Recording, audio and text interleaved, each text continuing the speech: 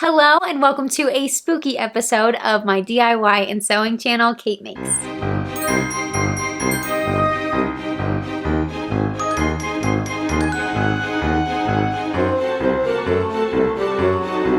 I'm going to be showing you how to DIY vintage-inspired bat costumes. My plan is to do this in 2 days, and I want to make 3 different versions, from easiest to hardest. The first one I want to do a no-sew, super simple. You need a last-minute costume. Poof, there you go, you're a cute bat. And the second one I want to do some light sewing. Not a lot of skill required and not a lot of time required either, but still very cute and a little more advanced than the first. And then the third one, we're going full out. I'm doing sewing, I'm doing some cosplay elements. I am just letting my creative whims run wild, but I still think it's going to be fairly quick. So I hope that whatever kind of Halloween you're planning on having this year, and whatever your skill level with sewing or DIYing is, I think I have the perfect last minute project for you. So hope you like these, and yeah, I hope you find this helpful and hope you enjoy coming along on the spooky journey with me. So let's make some bats. Okay, so here are my sketches for what I'm thinking for these 3 options. There is this incredible Halloween photo set owned by one of my best friends, and I thought that this space was so inspiring and cool. If you're watching this in real time, book it now before it's fully booked. But I just thought that the vintage look was super inspiring, and I wanted to do a costume that would kind of go with that. I think they all still give a really cool vintage vibe that just isn't something you could easily buy at the store today. It's just not what Halloween stores are offering. It's really something that you need to like DIY to have. All right, starting off with the quickest, most simple, and most comfortable option for becoming a bat this Halloween. Personally, I think this is the one I'm going to wear to hand out candy, because you're sitting around at the house and trying to make little kids' days, but there's a lot of sitting involved and you want to be cozy. So for this one, you really just need a couple yards of black fabric, and this one is going to be absolutely no sewing involved. This is purely going to be how we cut out the fabric. So for this, you're going to need a fabric that doesn't fray. This is the way that we're getting away with not sewing at all. Basically, t-shirt material, it's not going to fray, so you can get away with just cutting out the shape and wearing it, and it'll still look great. So let's stop talking about it and actually make this. So first, you're going to want to lay out your fabric, fold it in half so that your fabric is longer than it is tall. This is because the length of it right now is going to become your like wingspan, so that's where your arms are going to sit, and our neck hole is going to be right in the center. So once you have it folded in half once, don't mind this funny position I'm doing, but this is the best I can do here. Then you're going to fold it in half again and get all of the raw edges on one side together. We're doing this so that we only have to cut the wings once and the neckline once, and that way it'll be perfectly symmetrical on each side. So raw edges are down on that end, and over here, these are where all the folded parts are sitting, and this corner is going to be our neck hole. The best thing to do is to start small and work your way up to make sure that you don't get it too big. And I'll do 5 inches here, and then I'm going to curve it around. So I'm going to leave that for now. We can continue to test that later, but while we have it all folded nice, I'm not going to try it on or anything. We can edit this easy later, but now I want to work on the wing shape.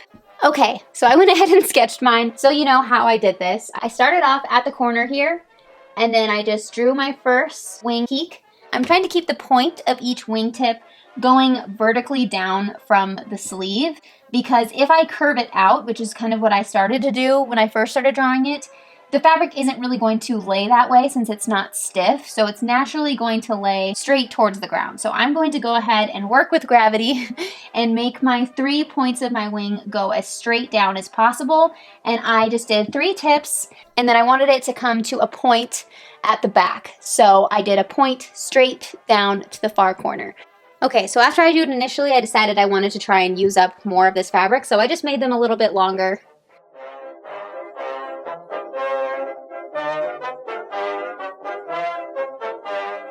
Now I can unfold it and slip it on and see how this went.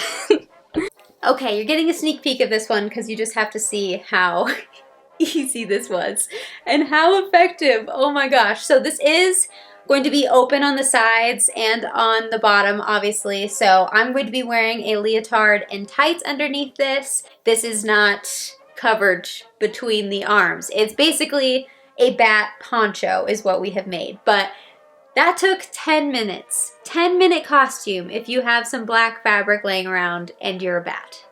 I mean, can't get better. I'll dress this up more and do the whole thing in the reveal shots, which I'm super excited to show you. But this is the same level of skill as being able to be a ghost for Halloween, which is zero skill at all, basically. But it's a little more unique and fun, and this is also something that you could just like wear to the office and still be kind of festive, or like I said, to give out candy or something. As you can see, my neckline ended up being pretty open, which I wasn't expecting. So go super small at first. This was 5 inches on the diagonal. I think maybe start with like 2 or 3 if you want it to be like up on your neck. And if you're using a stretch fabric, it really doesn't matter. You can stretch it over your head still. So be super cautious when you're cutting that neckline. I actually really like the more open necklines. It was really a happy accident for me. It's kind of nice to see the clavicles. But so yeah, this is what like 5 inches on the diagonal got me. Do smaller if you want it closer to your neck. For you to be a bat, you really need some bat ears. I'm going to show you how to make some really fun, easy ears. I thought it would be fun to have some sparkly ears because why not? We're doing like vintage glam bat anyway. I got this at Joann's, but Michael's or anything like that, you can find these little foam sheets, and they happen to have some that were sparkly, and these are only a few dollars. And I'm going to be making the ears out of this and any headband. I happen to have this sparkly headband that came in a set and I don't really wear, so I'm going to be using this one, but any headband will do, so that you can complete your very quick last minute Halloween ensemble and still have some bat ears to really sell it. How I created this original one, which is what I'm going to use as a template for the second, I just took my foam sheet at one of the corners and I folded it together to create this ear shape. And then I just put it behind my head like this to see like where I'd want it to sit. And then I took my tailor's chalk, but you could use a marker or whatever you have that will mark on your foam. And I traced the shape of my head like this so that I knew where to cut, and then it's perfectly ready to be attached. I'm going to go ahead and undo this one and trace it out on here. So I have them both pinned to my headband here, just temporarily. And I have got my hot glue gun here warming up. I think any glue would work. Hot glue gun is just going to be the fastest and easiest, I think. So that's what I'm going with. I do want to mostly put the glue just on the foam to glue the foam to itself, because I think that will stick the best.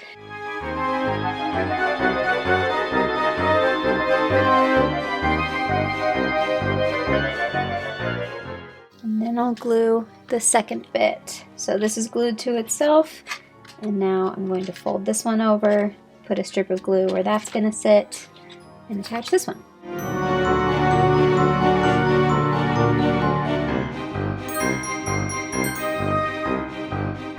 Okay, and there we have our bat ears. Super easy, and I think quite cute.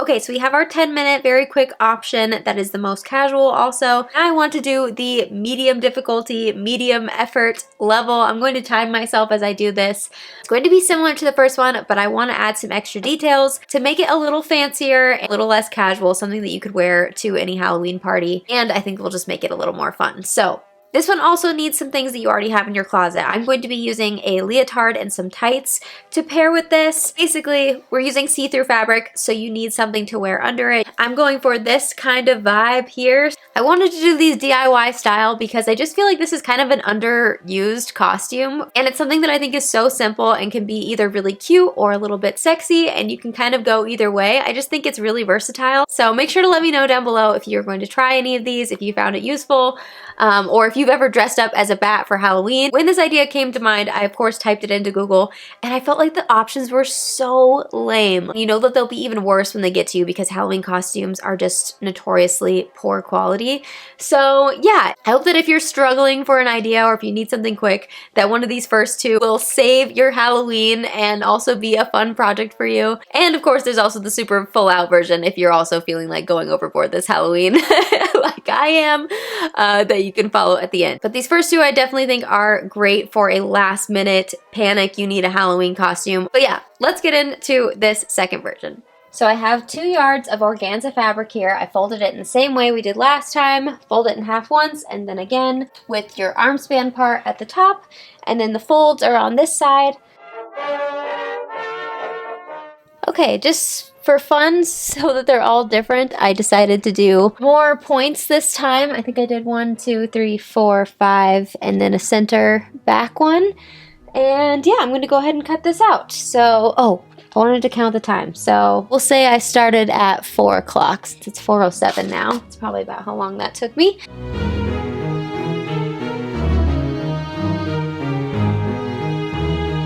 This could be fine just like the other one as it is, but my thought for this one is to sew these pieces together, leaving room for my hand and for me to get it onto my body. So kind of just these outside like 3 or 4, but that way I think it will keep it in place better, just because like I said, it's just slippery fabric, and as you can see, it just kind of gets wonky easily, and that should help with it not fraying too much either. And then I can always slightly burn the edges to just finish it off, so I might do that at the end as well. But trying to move quickly to see how quick we can do this. Right now it's 4:16. All of this of course takes me longer because I talk in between and I'm filming, but just so you know, that's how far we are so far, about 16 minutes in.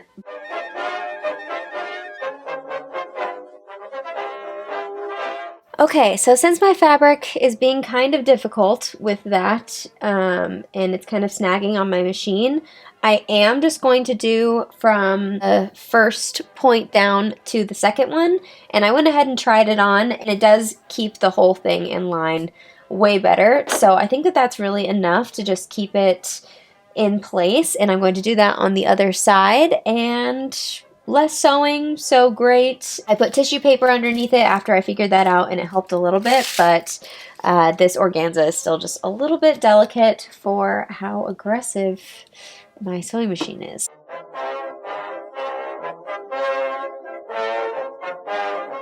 All right, now it's 4:36 with the bobbin change and some struggles. We're 36 minutes in. I went ahead and printed off a little bat image that I'm going to use as a cutting reference. Here's our little reference bat cut out. And now I'm going to cut 4 of these bats out of this felt sheet. You can get this in any craft store in like the paper section. This one has a sticky back, but any felt will do. Now I've got my wing spread out here. I am going to attach a couple of these little bats. So they have a sticky backing, but I'm not going to trust that. I have some quick dry fabric fusion. As you can see, I put a piece of paper underneath just because I don't want to get any on my desk. I am just going to kind of haphazardly stick this on wherever I think it'll be fun.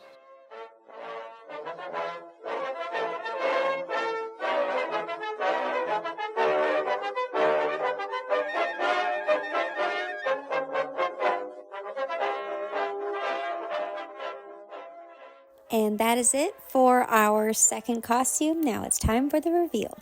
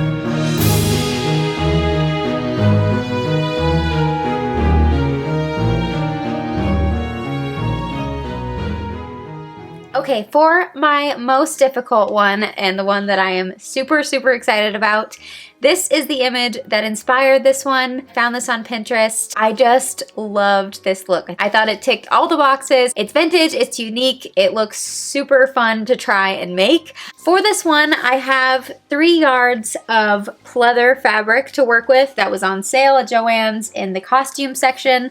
Pretty close to Halloween, so they have all that stuff on sale right now. So if you're doing a last minute costume, know that everything is like 40% off or more when it gets this close. So a good time to buy. And then I also got this trim, which I think is very pretty. This was slightly on the pricier side, so I only got 1 yard of it, but it has rhinestone fringe, and I thought that that really gave that like vintage, almost flapper girl, even though I'm going more like 40s, 50s with this. I'm going to be using the Isola dress pattern. This is one that if you watch my channel, you've seen me use this bodice portion a million times. It's just a princess seam top that I like to use and hack. And if you're not a sewer, when I say hack, just know it means tweaking it, adding my own flair to it. It's just like a base that I use to add things onto. So I'm using that one, and I'm going to be turning it into a corset, which is something I've done before. To do that, I just need to add interfacing if I want, and for sure making it a tie back of some sort. So most of this dress I'm going to be doing out of the pleather. I really like the shape of this skirt, and I felt like I needed a more structured fabric to make that work. And I thought that this would be really nice because it's very Halloween, it's lightweight, but I can just cut that really unique shape out, and I won't have to hem it or anything, which will save me a ton of time because hemming that kind of shape would be a little bit annoying. So I think that's the way to go with this. For the wings, which I'm going to be doing different than the other wings we've done, these ones I just want to hang from my arms. So yeah, this is a beginner-friendly pattern. I am going to be making tweaks to it, like I said, but I think it is going to be a beginner-friendly project for sure. If you haven't sewn before, if you feel like stretching yourself, this is something you could try for the first time. If not, stick to those other 2. But yeah, I'm very excited about this. I've never worked with pleather either. Cross your fingers for me. Hopefully all goes well. Here is my sketch for what I want to do based on that photo. I may end up somewhere in between those 2, but that is the vibe we're going for. So let's get to cutting this fabric out. I'm going to try to be making some like points up at the top, which I think is more batty and cool. And for this one, I want to do more of a like basque waist shape where it comes to a point, the center, and goes up around your hips. So let's get this laid out on the fabric and I can show you better what I'm talking about. Okay, so I'm going to start off with my center piece. I'm going to leave room at the top, and I'm going to be adding length on the bottom. I want the bodice to come up into a point, but that's mostly going to happen on this piece, but I may need to start it a little bit on this piece for there to be enough. So I'm going to leave extra room. I'm still going to start it where it usually does, and then I'm just going to taper up into a triangle to give myself leeway.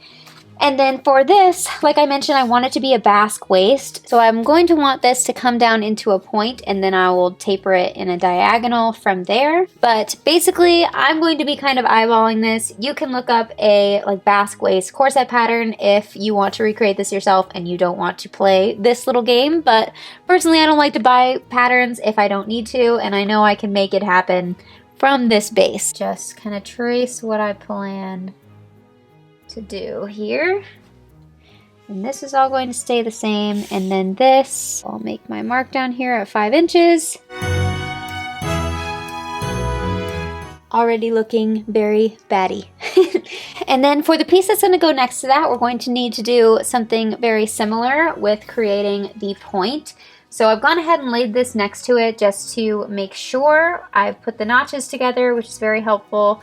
So I think if this is where it's going to line up, I'm going to want to continue this line to create that very dramatic point. And this might end up being smaller, like I said, but I'm going to go ahead and make it as big as I can for now. And the back, I'm just going to leave the same as the original pattern. Okay, so I have gone ahead and interfaced my bodice pieces with lightweight interfacing.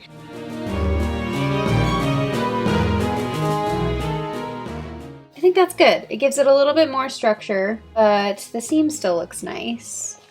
All right, we are on day 2 here, starting with the cap bit. This is random scrap, basically.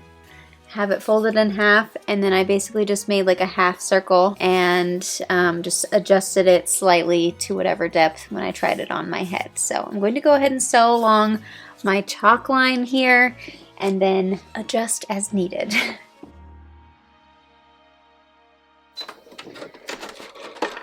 Okay, let's see if that worked. I mean, I think that's pretty good. That's not too bad. It's giving Britney Spears Stewardess a little bit, I think. But when I go like this, where I'm going to put the elastic, it flattens down and I think we're good. So the only other thing is that it needs to be a little bit more of a dramatic V. Ta-da! Okay, I'm going with this. Honestly, it might stay even without the elastic, and I kind of don't mind how it sits. We'll see how it sits once I attach some ears to it. So don't mind my hair being crazy now. But I cut out this shape, which I think is pretty good. I wanted to add a little bit more of a curve in at the bottom. I felt like maybe that was a little bit more bat-like. I'm going to go ahead and sew this right sides together, and then I'll flip it out and then I can stuff it. And I'm just going to use like some fabric scraps and make it a little more 3D. I think it looks like a bat ear. Okay, I think I kind of love it. I started stuffing it with fabric scraps, but that ended up being too heavy, and I used tissue paper instead, and that worked great. I think I could sew around here with my machine just fine. So I just folded it under so that there isn't a loose edge, and yeah, we'll give this a try. Okay. It's a very trial and error kind of situation. What do you think? You think it's good?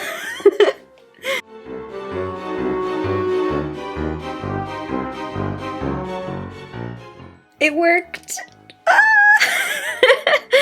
I am so pleased. It does sit back a little bit, but I want to put the elastic right below that, and then it really like pulls it up how it should be. So I think it's good. We just now have to do that again and hope it goes as well. I've decided that bat ears are very difficult to do because these are a little bit more on the like bat girl / demon ears and less of like a real bat, I think, which honestly I think real bat ears are more like this. They have very cute big ears.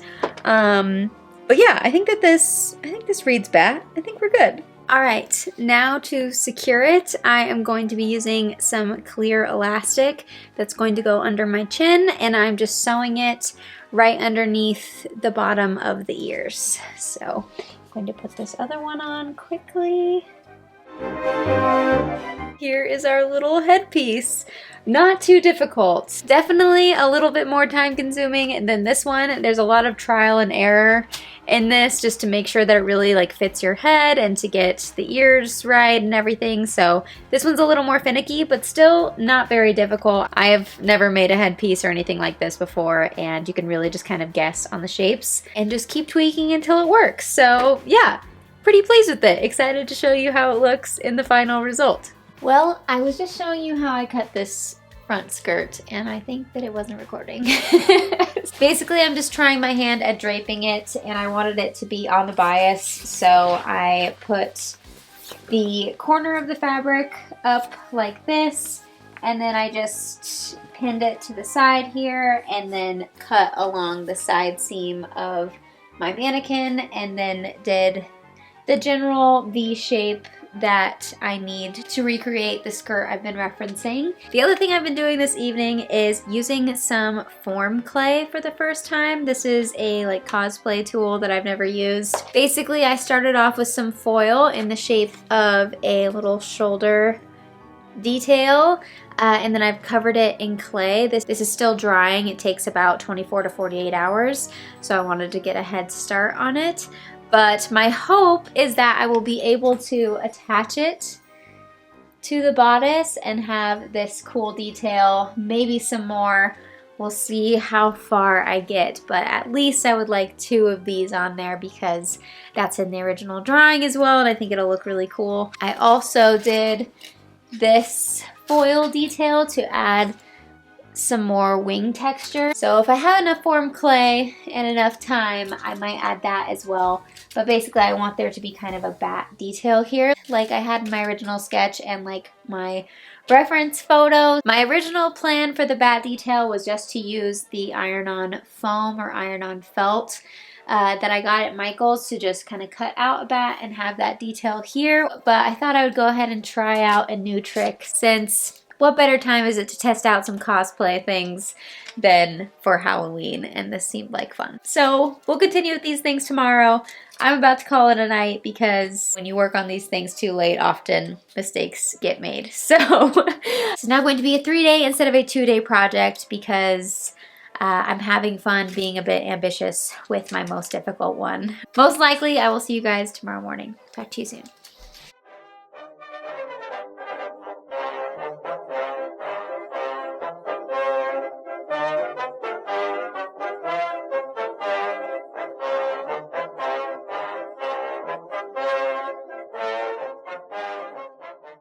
Da-na-na-na. It's the final countdown. We're on day 3 and I woke up sick because when one needs to be in a hurry and has no time to be sick, one always gets sick. So, apologies for my voice. It's going in and out. Can't breathe through my nose. I'm positive my nose is going to get more and more Rudolph-esque as we go. So, please bear with me, but I am going to be cruising through this final make. For right now, I'm going to go make myself yet another cup of tea and hope that it will magically heal me. And yeah, I will see you soon. It is time to get these done. I am leaving for LA tomorrow to shoot these at the awesome Halloween studio. So there is no time for sickness and there is no time for not sewing like a mad woman today. So be back soon. Think healing thoughts for me. We got this. For these ones, I just folded the fabric in half, traced the shape that I wanted, and cut it out. All right, now that I have the leather wings cut out, I went ahead and marked where I want to put 3 pieces of elastic. So for these ones, I want it to just sit underneath my arm. So my plan is to do a piece of elastic at my wrist, at my elbow, and then at my upper arm. So I just held it up on my arm and marked where I thought that the 3 pieces of elastic should sit. I'm going to be using clear elastic again. You can use any sort of elastic for this, but obviously clear is going to be the least visible, so I would recommend that. I think I'm going to change into a tank top or something that's easier for me to test how big the elastic should be on my arm and be able to try it on and off a little easier. And then we'll get these 6 pieces of elastic measured and sewn on, and then we will have another set of bat wings. So for my wrist, I'm going to leave a little bit of extra so that I can overlap where I'm going to sew it.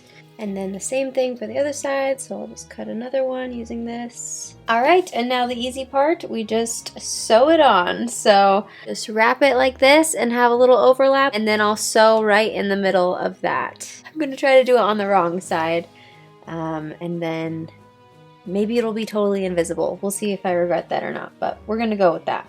Yeah. I think that that's okay. I think that's as good as that's going to get. And yeah, pretty effective. Cool. Okay. Now we'll do the other 3 nice and quick.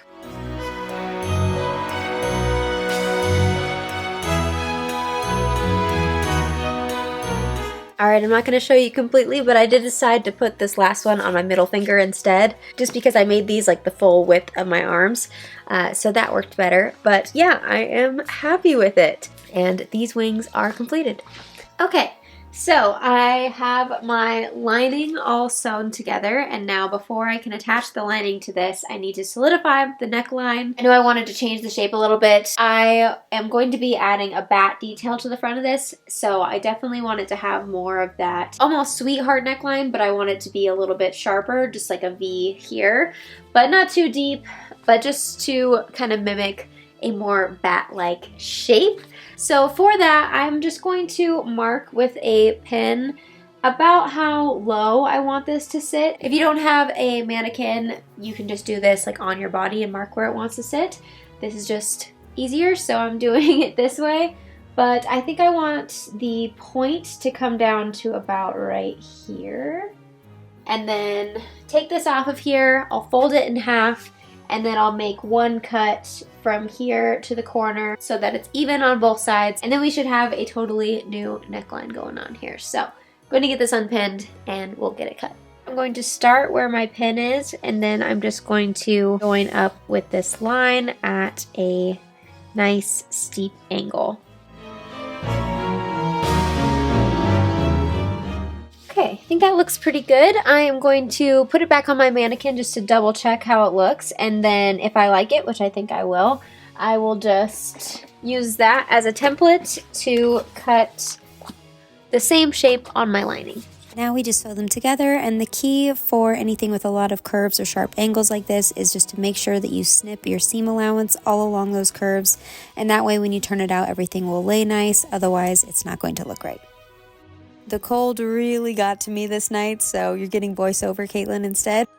So for the back corset detail, I've done this before on my channel, but basically I removed that final panel of the bodice piece to create enough room for these loops and for me to be able to lace up the back and have room to adjust. So I did that, and I just put these ribbon loops in between, sewed them together to finish it off, and I'm going to be using them to lace up the back. And then to give this more structure so that it doesn't just pull at these points, or at least to try and keep that from happening, you can do boning on the end. Instead, I'm going to do as many straight stitches as I can to just make this as solid as possible and to sort of mimic boning. So this should all hopefully end up pulling kind of as one, which will make it pull much more evenly and keep it from creating wrinkles. We hope.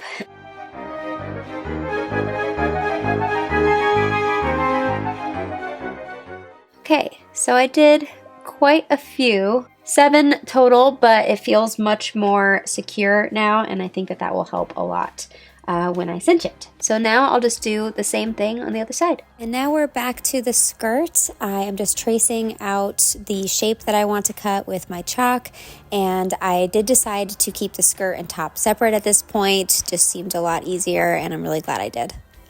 Okay, so currently we're sitting here with our more complicated costume. I only have this draped on the front half, so I need to do the back part of the skirt quickly.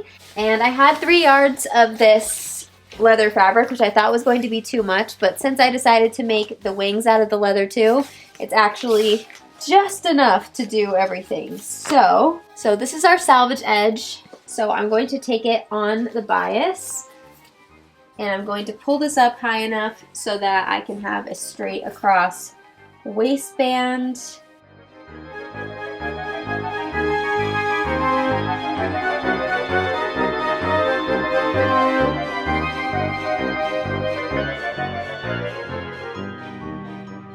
Alright, really quick for the skirt, I took it off the mannequin and I left a bunch of extra on the sides just because I wasn't sure exactly how I wanted it to lay. But I want the seams to be right here, kind of on the center of my hip.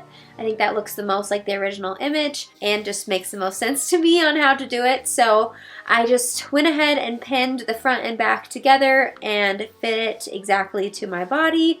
So I'll be cutting off all of this and it'll end up looking something like this, and then this bit will have to be recut because there's some extra, so it'll kind of be open on the like upper hip area. So that's this. I'm going to go ahead and sew these. I still need to take care of these. There's a couple little finishing touches, but yeah, we are getting super close.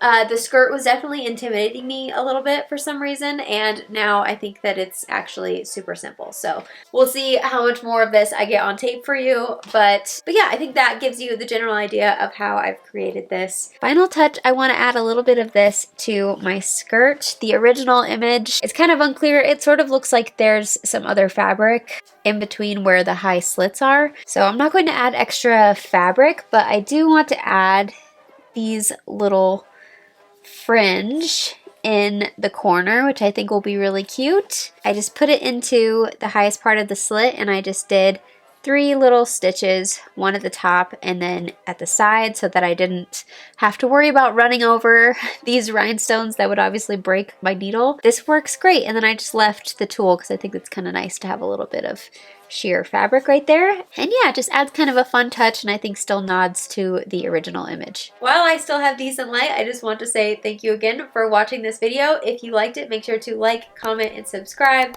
That means so much to me and helps my channel so much. And yeah, if you have any questions about any of these, please comment them down below. I love to chat with you guys down in the comments. I hope you're having a wonderful October so far. I hope these gave you some inspiration. Now let's get transported into Halloween mood. I can't wait to shoot in this space. I hope you guys like this final reveal.